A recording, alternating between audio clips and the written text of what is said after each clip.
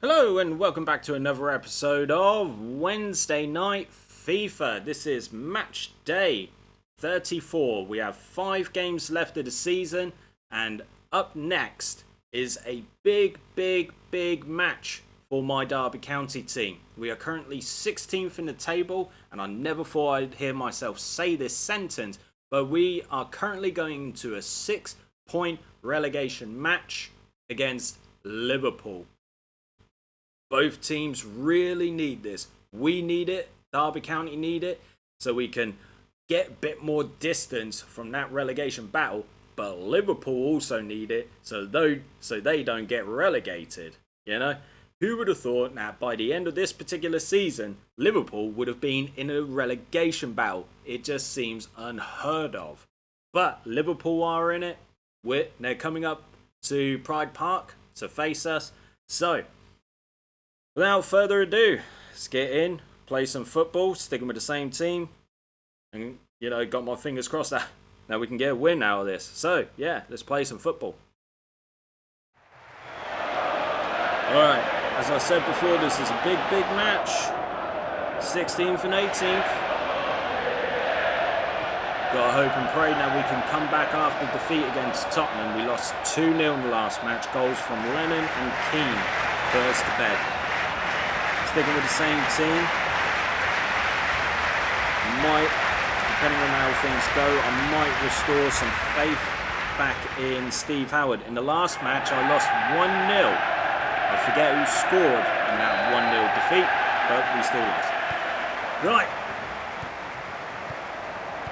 It's going to be very tense. Fernando Torres, Steve Finnan. I saw Xabi Alonso, Dirk Kuyt. Well, no wonder you're in a relegation battle if you're trusting Steve Finnan to do some fucking, FIFA Street bollocks. Daniel Agar, Ryan Babel, John Onorisa, the only player to break a player's leg from a free kick. Literally kicked the ball with such force that it hit Alan Smith's leg and completely shattered it. And Torres is through. Ooh! Early warning signs there, and I think Davis needs to, cut down the tackling attempts like that, because that is not a good idea, bro. Kuyt is on it, Liverpool legend. I remember reading something from who is it? Peter Crouch, just before the Champions League final. They were like on some go-karts and what have you. Like Liverpool players were on go-karts, and he said, he looked at who was in front of him and he was like, which one is more valuable to Liverpool, Xabi Alonso or Dirk Kuyt? So he rammed Dirk Kuyt off the track. Oh, God bless you, Peter Crouch. I mean, in terms of how things would go in this match, obviously I want to win, but I would still be happy with a draw. But then I would need Sunderland to basically, drop points as well. Whether it's a draw or a defeat for them. Go on, Macken. Smart moves there. Barnes is on it. Moving it back to Mears, though. Supposed to be moving up the pitch. Pearson's on it, trying to squeeze through. Can't. Pennon smartly getting around there. Dirk Kuyt. I think he finished his career at Feyenoord, ended up winning the Eredivisie with them. So fair play to you. Can't find a way through. Liverpool at the moment the only ones who have had an attempt, and that was Torres. Liverpool playing a very smart passing game. Very much 1-2.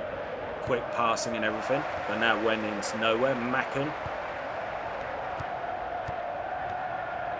going up against Jamie Carragher.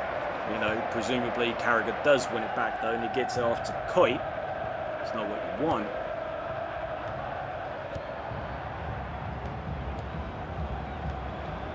It's definitely nerve-wracking now. It's like I keep saying, we're in the business end of the season. It's where everything picks up. seconds on it. Is he going to be able to beat?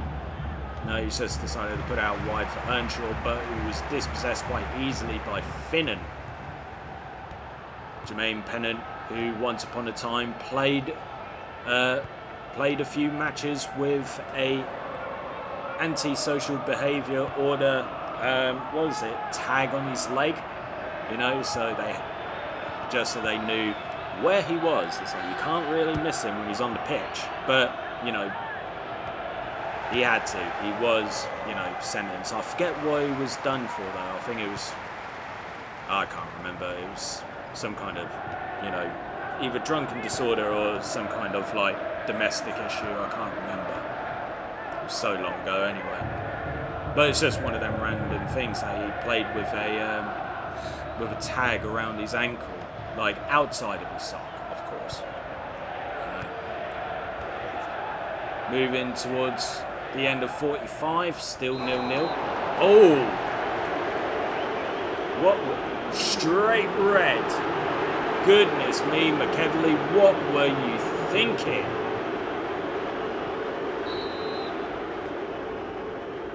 Steven Gerrard could bury this just before half-time, but straight at the wall, but now he's put a bit of pressure on us. McEverley getting sent off like that.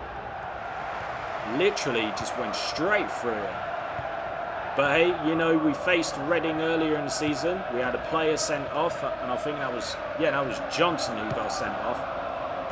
So now we're going to have to play with 10 men against Liverpool. We still managed to get a draw out of Reading, but, you know, the difference between Reading and Liverpool is night and day.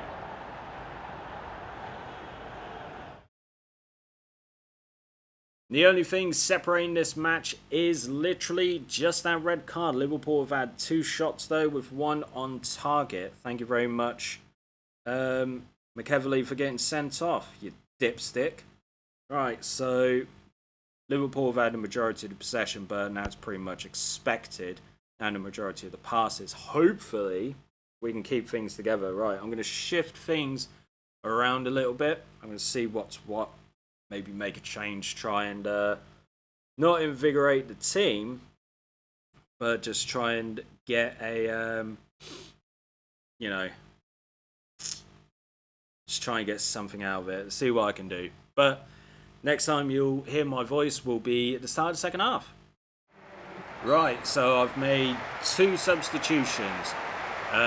Fagan and Pearson have come off for Feilhaber and Teal in the centre of midfield, and I decided to bring back Barnes, who would normally be playing up front alongside Macken and Earnshaw, and I've put him back into, and I've moved him into the right side of midfield. So at least we're not, missing a gap on the right side for Liverpool to then take advantage of. So I'd rather have, only 2 players up front, because I'd like to keep this as defensive as possible. But I have every faith in, this Derby team to still get a draw, hopefully. I mean, it's still big. Good defending there, but Gerrard was wise enough to pick the ball up. I just realised I didn't do my in real life moment, so I'll save that for the end of the game. Right, Barnes, I know you want to be a bit of a show-off, but this ain't the time, buddy.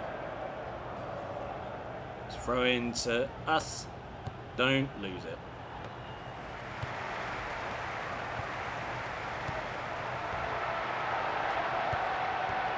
I mean, we've not had a single shot yet. Liverpool have been strong in defence, holding it together, but we're going to have to do a lot better in defence, seeing as we're a man down. I mean, we've only got 2 men up front. So like I said, I had to reshuffle the pack to try and, plug up that hole that was revealed on the right side of midfield. But Coit, he's going through. Good save.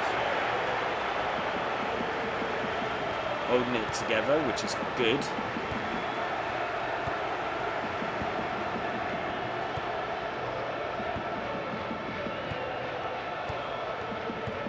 Nice single pass on routine, holding it together. Hopefully something can come out of it. Barnes, where you going? What you doing? still can't believe McEverly got sent off. Just what a stupid tackle. Literally going through Gerrard, from behind. Unsure if he can squeeze through. No. Well held up there by the Liverpool defence. Just remembered, literally just remembered off the top of my head. Now, Ryan Babel, or Babel rather, is it Babel? I think it's Babel. So I might be thinking of Marcus Babel, who also played for Liverpool, but two completely different players. Anyway, Ryan Babel played for Fulham and got relegated with them back in 2014. Well done, mate. Alright, come on. Nicely done. Nicely done. Go on, Barnes. If we could have slotted that through as opposed to try and take them all on, that would have been a lot better for us. Oh, Jesus Christ. Look at that skill from Torres there. That was naughty. But we're still holding it together. So far, they've only had one shot this half, which was Dirk Kuyt's opportunity. His shot, which was nicely taken care of, but that wasn't. Torres, Kuyt's on it, good defence there. Holding it together, which is great. But now we've got less than 5 minutes to go. What's going to happen? Is someone going to take advantage of the situation, or are we just literally going to walk backwards? Because at the moment, I'm not too sure. I'm never going to win now. Kuyt's trying to run through. He's got past one. Laid off to Xabi Alonso.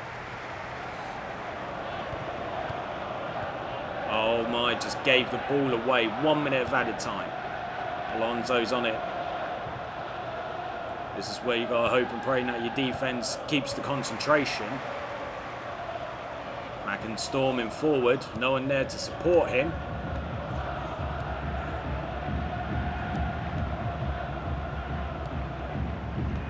It's bouncing off another player. Earnshaw, can he squeeze through? He's got...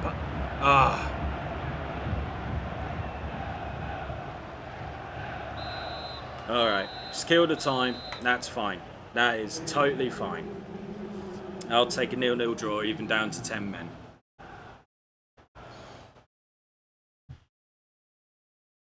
This, I think, was... Yeah, that was Torres' opportunity, but we're going to go straight into the match facts and everything like that. Yeah, not a single shot. We didn't have a single shot. We had more of the possession, but that's because of... just holding it together and trying not to concede. Beautiful. So I'll take the 0-0 draw and everything. Through balls, passes. We had more, yes, and better percentage, but still, I'm just happy to get a draw. So in real life, Derby County on match day 34 played Aston Villa, and it was at Pride Park, and they lost 6-0.